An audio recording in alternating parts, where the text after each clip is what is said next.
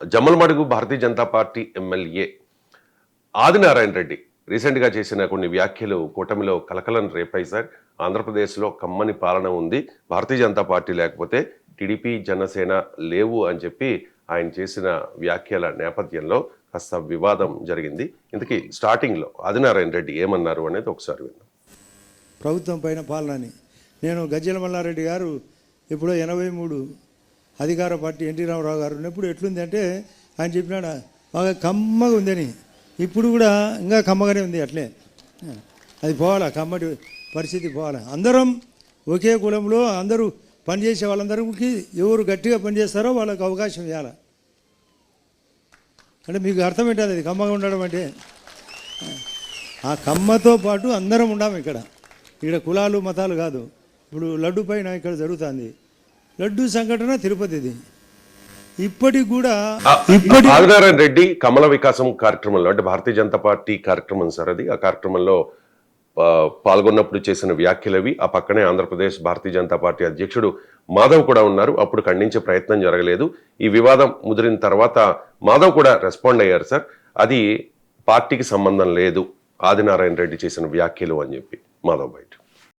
MLA గారు ఆదినారాయణ రెడ్డి గారు ఏ విషయాలైతే మాట్లాడారో ఆ విషయాల్లో ఏ మాటను కూడా మేము ఏకీభవించడం లేదు. మా పార్టీ వేదిక మీద మాట్లాడి వెళ్ళిపోవడం జరిగింది. ఆ విధంగా ఏవైతే అనేక రకాల విషయాలు మాట్లాడారో, కుల ప్రస్తావన కానీ మిగతా అంశాలు కానీ, వాటిని ఏ మాటను కూడా పార్టీ ఏకీభవించడం లేదు. ఆయన వ్యక్తిగత హోదాలో ఆయన మాట్లాడటం జరిగింది. తప్పనిసరిగా పార్టీ కూడా వాటి వివరాలు అడిగి తగిన విధంగా ముందుకెళ్తాం. సో ఆ విధంగా మా పార్టీ యొక్క ఆలోచన. మాధవ్ వ్యాఖ్యల తర్వాత, అంటే మాధవ్ పార్టీకి సంబంధం లేదు అని చెప్పిన తర్వాత ఆదినారాయణ రెడ్డి వివరణ ఇచ్చే ప్రయత్నం చేశారు. ఇక్కడ తన మాటల్ని వక్రీకరించారు అని చెప్పే ప్రయత్నం చేస్తూ ఉన్నారు. నేను బాగా ప్రాస మాట్లాడే వ్యక్తిని, ఆ ప్రాసలో భాగంగా ఈ రాష్ట్రంలో కమ్మతనము ప్రస్ఫుటంగా ఉంది అంటే సునీత భావము బాగా ప్రభుత్వం యొక్క పాలన బాగుంది, దాంట్లో సునీత కూడా ఉందనే ఉద్దేశం. కొందరు చంద్రబాబు నాయుడు గారికి తెలియకుండా కూడా మాదే రాజ్యం అని చెప్పడం కూడా కరెక్ట్ కాదు.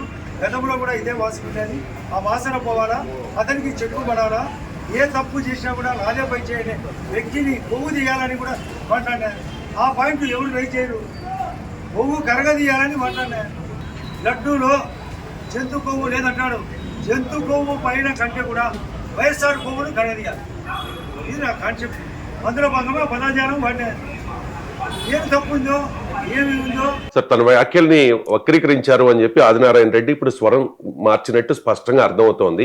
అండ్ మాధవ్ మాట్లాడిన దానిలో కూడా ఆదినారాయణ రెడ్డి కుల ప్రస్తావన తెచ్చారు అని చెప్పి ఆయన ఒప్పుకున్నారు సార్. అక్కడ అలా వక్రీకరణ జరిగితే మాధవ్ ఎందుకు ఖండిస్తాడు?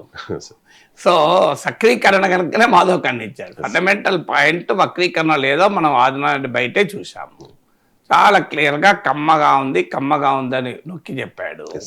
గజ్జల మల్లారెడ్డి ఎన్టీ రామారావు పాలన పైన అన్నది కమ్మ గురించి, కమ్మ కాస్ట్ గురించి అందరూ తెలుస్తుంది అప్పటిది. సో కమ్మగా ఉంది అని గజ్జల మల్లారెడ్డి అన్న కాంటెస్ట్ కులం కాంటెస్టే. గజ్జల మల్లారెడ్డి ఏమీ టీడీపీ సపోర్టర్ కాదు, టీడీపీ ఫ్యాన్ కాదు. సో ఆ రోజు ఆయన విమర్శనాత్మకంగా అన్నాడు. గజ్జల మల్లారెడ్డి స్టైలే అది. Gajjala Mallareddy is a satirical poet. అంటే తెలుగుదేశాన్ని పోడటానికి కవితలు రాయడైనా ఆయన విమర్శించడానికే ఎవరినైనా, తెలుగుదేశం అనే కాదు, ఆయన నేచరే వ్యంగ్య కవి. ఆయన మీకు తెలుగునాట భక్తి రసము తెప్పలుగా పారుతున్నది, డ్రైనేజీ స్కీము లేక డేంజర్గా మారుతున్నది అన్నాడు. తలనీలాలు ఇస్తామని తిరుగులేని అగ్రిమెంట్లు మొత్తానికి చౌకేలే నెత్తి మీద బొచ్చే కదా. ఇది గజల్మారెడ్డి కవితలు. ఇందులో సటైర్ ఏముంది, ఇంకేమైనా ఉందా? వ్యంగ్యమే కదా. తలనీలాలు ఇస్తామని తిరుగులేని అగ్రిమెంట్లు, తలనీలాలు ఇస్తామని తిరగలేని అగ్రిమెంట్లు నెత్తి మీద బొచ్చే కదా అని చెప్పి అంటాడు. సో తెలుగునాట భక్తుల సొమ్ము తెప్పలుగా పారుతున్నది, డ్రైనేజీ స్కీము లేక డేంజర్గా మారుతున్నది, కలికాలపు మయసభరా కర్మగాలి శాసనసభ కాదు కదా గురువరా, ఇది రాసింది. అందువల్ల ఇది గజ్జల మల్లారెడ్డి గేయాలు, గజ్జల మల్లారెడ్డి కవితలు చదివిన ఎవరికైనా తెలిసిన వ్యంగ్య కవి. సో ఆయన ప్రస్తావన తీశాడంటేనే ఆయన కులం గురించి ఆదినారాయణ మాట్లాడుతున్నాడు. అందులో మళ్ళీ డౌట్ వచ్చి నీకు అర్థమైందా అని చెప్పేసి, నేను ఏమంటున్నాడు అర్థమైందా అని. ఎక్కడన్నా పొరపాటునది కమ్మ అంటే టేస్ట్గా ఉంది అని అనుకుంటారేమో, కాదు తాను కులాన్ని ఉద్దేశించి అంటున్నానని చెప్పి మదర్ క్లారిటీ కూడా ఇచ్చాడు కదా, కులాల ప్రస్తావన కూడా తీశాడు.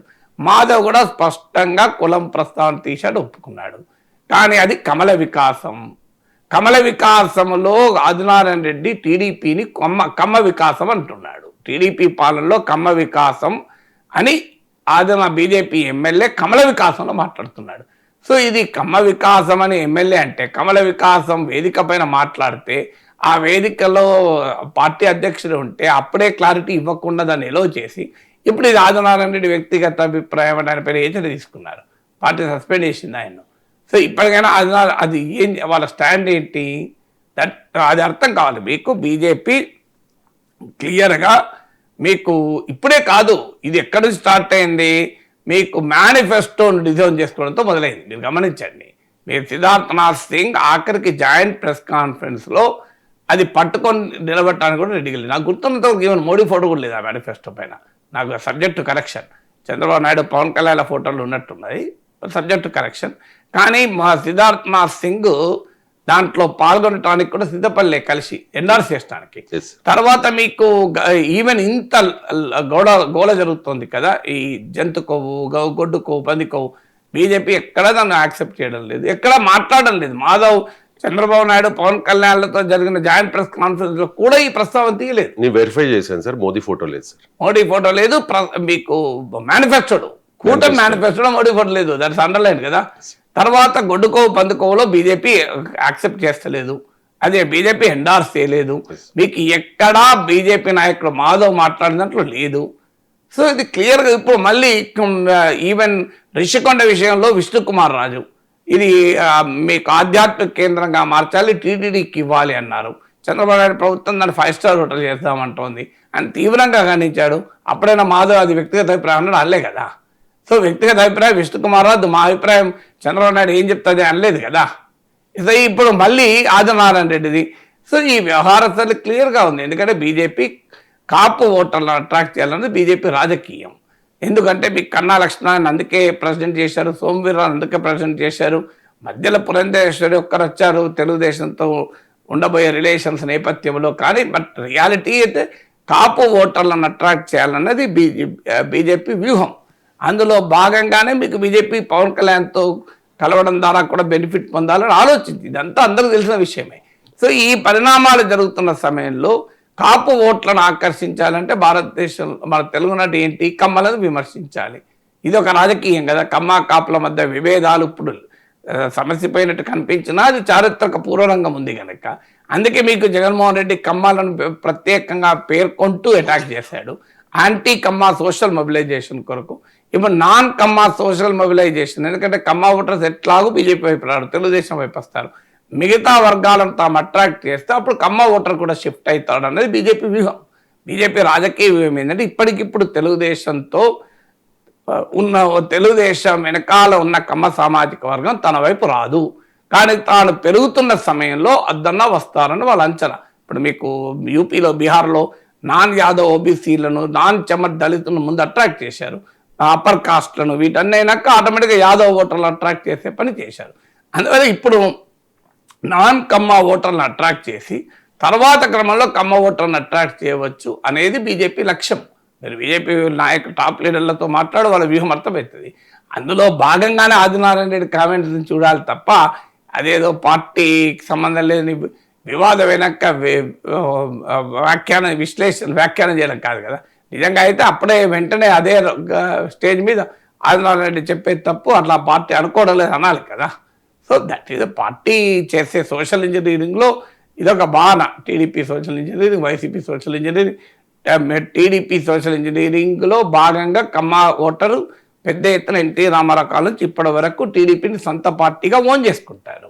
వైసీపీ యాంటీ కమ్మ సోషల్ కోalition కన్సాలిడేషన్ వైసీపీ నమ్ముకున్నది. బీజేపీ ఏంటంటే నాన్ కమ్మ సోషల్ కోalition బిల్డ్ చేయాలనేది బీజేపీ లక్ష్యం. ఇందులో ఈ మొత్తం సోషల్ ఇంజనీరింగ్ గోలలో భాగం ఇదంతా.